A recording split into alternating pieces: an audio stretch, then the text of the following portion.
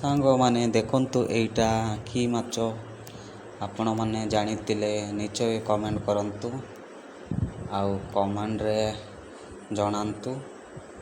କାହିଁକିନା ବର୍ତ୍ତମାନ ଆମେ ନଦୀରୁ ଏବେ ଏଇ ମାଛଟା ଧରିଲୁ। ଆଉ ଦେଖନ୍ତୁ ଛୋଟିଆ ଛୋଟିଆ ମାଛ ବି ସବୁ ପ୍ରକାର ମାଛ ଧରିଛୁ। ଏଇଠି ଦେଖନ୍ତୁ ଭଲସେ ପଲିଥିନରେ।